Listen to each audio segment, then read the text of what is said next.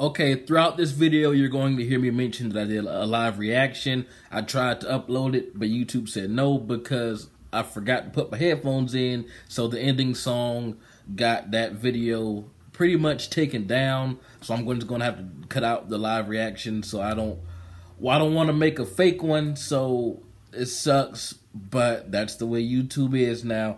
But just know in my live reaction, I actually did shed a few tears. It was really, really sad. But yeah, here's the review. Boy, what the fuck? The creator of this series hates me. This creator hates me. Like, oh my god. What's going on, guys? I'm bummed out. I'm super bummed. Inuyashiki. The final, what I'm assuming is the final episode. I think it was episode 11, but I thought I read that it's going to have 12 episodes, but that seemed like a final episode to me. Like, I literally said, whoa, what the fuck?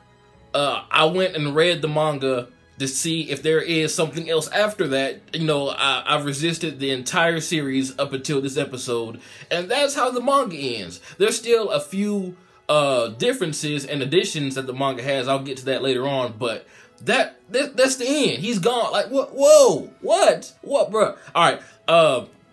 Someone told me I should do a live reaction to that episode, and I did. I'll put the clip of the live reaction when the really sad part happened at the end of this video.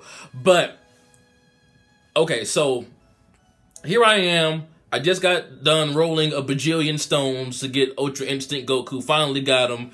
I'm rendering that. I'm watching Inuyashiki at the same time while it's rendering, and guess the fuck what? Guess the fuck what?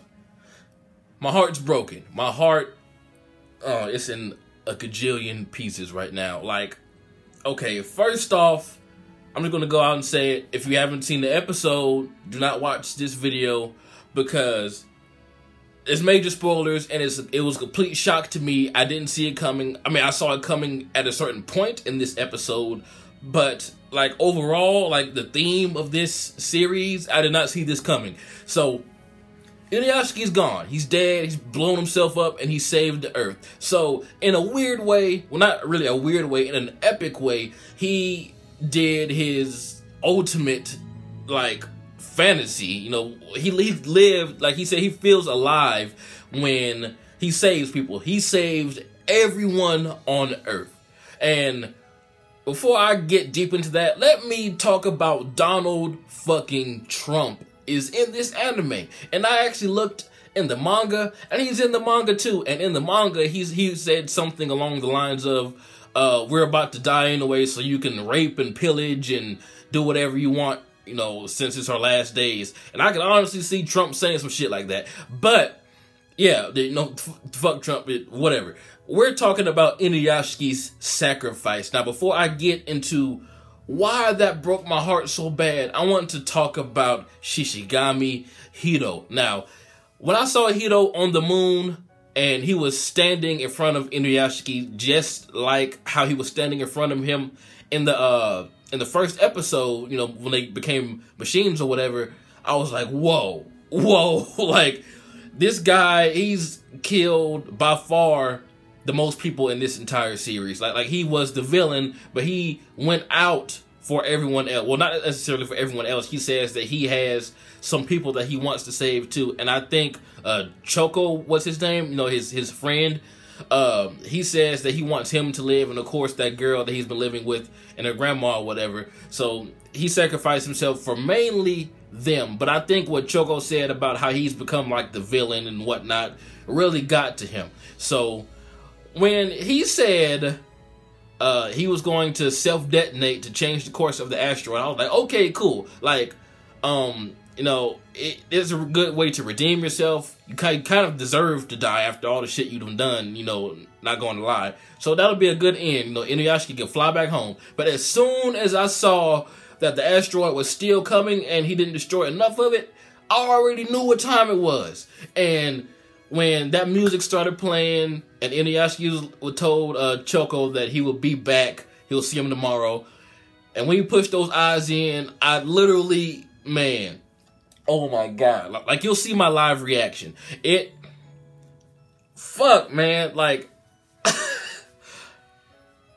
guys, this episode really, really blew me. It was going so good, maybe too good. Like, leading up into these events when he flew to the asteroid, he was spending time with his family, and that's all he really wanted, was his family to acknowledge him, to love him. In the first episode, he was even like, if I died, would my family cry for me? And that's what really fucked me up, because when he died, when he sacrificed himself to blow up the rest of the asteroid, everybody cried. Even the dog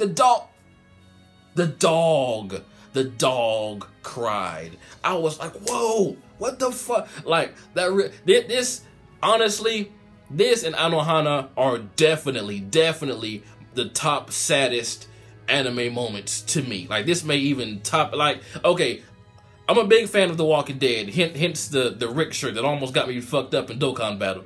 But, we all know what happened in the latest episode. I'm not going to spoil, just in case you're kind of behind. But the thing that happened to Carl, I didn't feel nearly as sad as I do from watching this episode. Like, I literally was tearing up. Like, seriously, that shit was heartbreaking. Like, all this guy wanted was love. All he wanted to do was help people, but he went out doing what he loved. He helped everybody in the world. Like, he saved everybody on Earth. There's not a bigger feat that anyone else could do. And I mean, just the fact that Hiro, attempted to do the same thing, he did help out a lot, because, it did take a combination of the both of them to destroy the asteroid. That's pretty cool too. That's kind of redeemable. He killed 500 people and saved like billions more. I mean, it's kind of fucked up still, but by far the more impactful death was Inuyashiki. And like I said, I read in the manga, like I said, fuck it. I didn't want to wait till next week to see if there was another episode coming out. I had to see if Inuyashiki was alive. And sadly to say, even in the manga, this is where it ends for him. Although there were a few differences, like before he blew himself up, he thought of his family. I mean, that still did happen in this episode, but he like said some words to each of them. And he like made like he kind of did like this in the anime, but in the manga, it was a little bit more sad, because it was like he was trying to hug his family one more time, and it was more obvious what that gesture meant in the manga. But it was still fucking beautiful in the anime, don't get me wrong. It was more, like the imagery in the manga was a little bit better. Like there was a few more scenes added, like when we saw his son with his ass beat on the roof, smiling in the anime. There was really no context that led up to that, but in the manga, he fought back, saying that his dad was missing, and basically that his dad was a hero, and he got his ass beat, but he didn't care, because he knew his dad was a hero. And some things like that were cut out of the anime, but I can understand, because you can only fit so much in 20 minutes. But this episode was beautifully done. Like, Inuyashiki is definitely my favorite new anime of this year. It was Black Clover and Juni Taisen, but this is way up there. Like, it's up there. Like, man. Alright. He was getting, like, what really fucking sucks about this death is, I mean, granted, he was going to die anyway. In the first episode, he had, I think, stomach cancer, some sort of cancer. And, he was going to die. But, of course, with him being a machine, we were thinking that, he's going to be this invincible superhero that's going to go around saving people forever. But apparently that didn't happen. But this episode, when he went to his family, and his family saw him on TV as the miracle healer, and, I think his wife asked him a question about the honeymoon or something like that, and he was answering them, and everybody was hugging him, and they were crying and stuff. I almost broke down right then and there, because this is all he wanted. Like, in the first episode, that's all he said he wanted. Like, if you go back and watch the first episode and then skip right to this, it's like that's literally all he wanted. And he was even about to turn away. He was like, maybe I'm just a clone of Inuyashiki. Maybe I'm not the real him. And he was about to walk away from his family, and his wife and daughter was like, "It's okay, Dad. You can stay here. You're you." And that's all he wanted. That's all he wanted, was to be accepted by his family, to feel alive.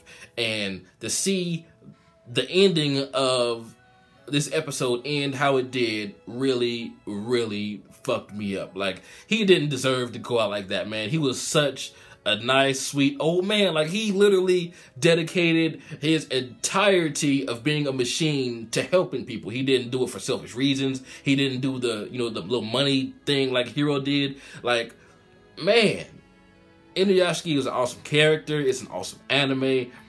And that ending song, when it came on, when we saw that second explosion signifying that Inuyashiki self-detonated and Choco ran to the balcony screaming, and then we saw his family screaming, Inuyashiki's family screaming, I was like, fuck. Like, damn. But it is nice to see that everything is looking up for them. I mean, everybody's still alive, of course, thanks to Inuyashiki and Hiro. Marty, she got her manga, I think, published or something, like she won some type of jump contest, which is pretty cool. And the son is obviously now, you know, recognizing his dad as a dad, because at first it seemed like his children were assholes, like they didn't even want to claim him. But his son even said he wants to be like him at some point in this episode, and that was really, really good development from the first episode when they were talking about, oh, why do we have to live in this small house? Why can't we have more money? You know, I think the daughter even said that her dad was her granddad because she was embarrassed to admit that her dad looked that old. And it's just really great to see that he, in the end, he won their love. I mean, I'm pretty sure that they loved him regardless, but they were kind of, you know, in the rebellious phase. You know how teens are. But it's really nice to see that he got that closure from them in this final episode. But it just fucking sucks that he went out like that. Like, man, rest in peace, Inuyashiki. This is by far the saddest shit that I've seen in anime. Like, it's up there with Anohana. I don't know if it's past it. Anohana may, like, this is, I don't even know what to say anymore, man. Like, this was a beautiful, beautiful episode. I was kind of shocked that Hiro would sacrifice himself for all those people, although it was mainly for a select few. But, you know, it was still a really nice episode. Rest in peace, Inuyashiki. I don't think there's going to be another episode because the final scenes in this episode is the final scenes in the manga. Like, there are a few differences. Like, I think in the manga, Inuyashiki didn't even ask Hiro why he was there that day in the park, which is probably why we didn't get an answer from him in this episode. I guess, you know, they left it up to us to interpret what that silence and that slight smirk really meant. You know, I don't fucking know. I'm still just shocked that Inuyashiki is gone, man. But yeah, but tell me what you guys thought about this episode. And I need my blankie, man. I need to cuddle with my dog. I need to take a drink or two or three. I need to down a whole bottle of something. Like, god damn. But anyway, this has been jbDAuchiha. Here's the live reaction of when I actually watched it, because I actually live reacted the whole episode, but I'm just gonna show the part where, you know, Inuyashiki went kaboom or whatever. So yeah, this has been jbDAuchiha. Check it out, and yeah.